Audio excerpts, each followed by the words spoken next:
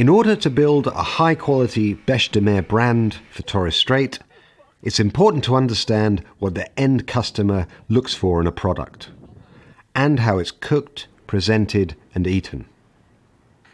Once the salted or boiled product has been shipped from the Torres Strait, it goes to the mainland for the next stage of processing. In the later section of this video on wet and dry processing, we'll take an in-depth look at how Sean McAtamney at ISP in Cairns dry processes sea cucumber. Once the product is dried, it's sold on to wholesalers, mostly in the Asian market. There's demand from Taiwan, Korea, Japan and Southeast Asia, as well as in Australia itself. But by far the biggest market is China.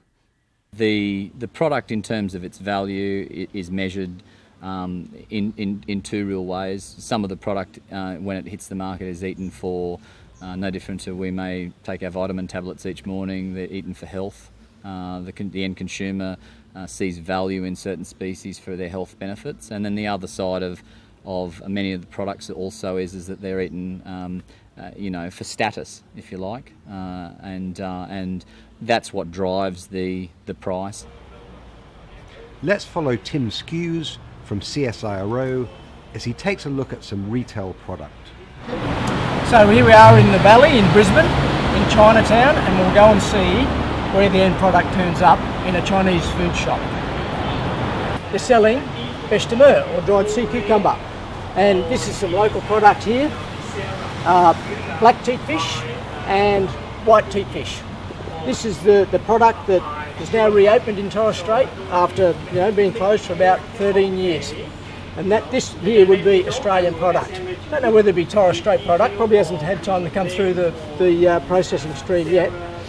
It's beautiful, fresh, low moisture content, that's top quality product.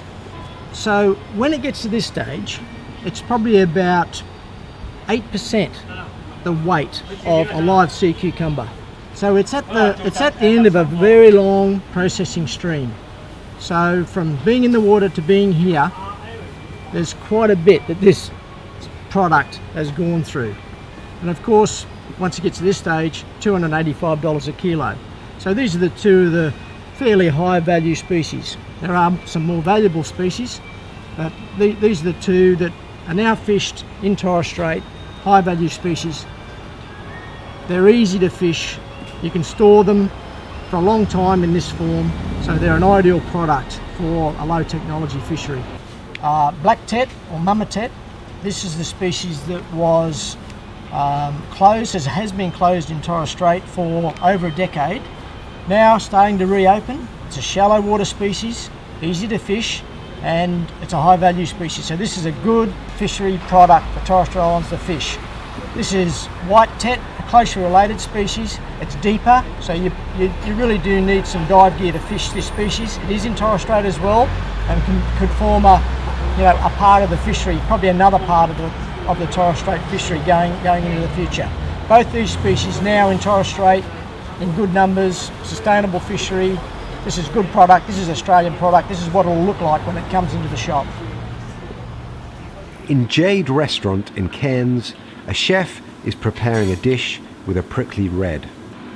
This animal was a semi-fresh product, salted but not dried.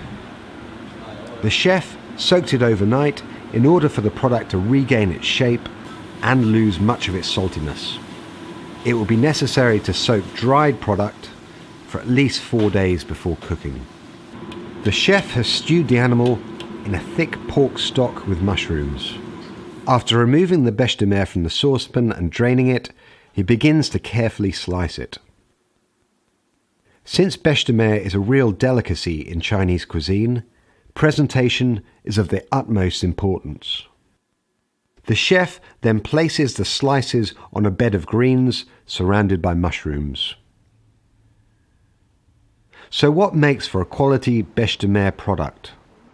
What are the features that are valued at every stage in the supply chain? Here are the crucial ones. Size. Bigger is better.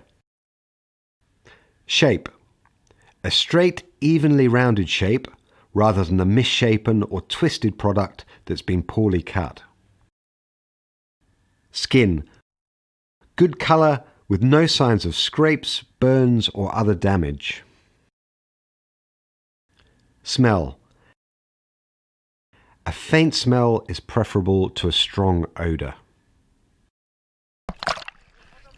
Each of these factors depend on careful capture, handling and processing. Remember, in building the Torres Strait brand and fetching the best possible price, the journey starts with the fisherman.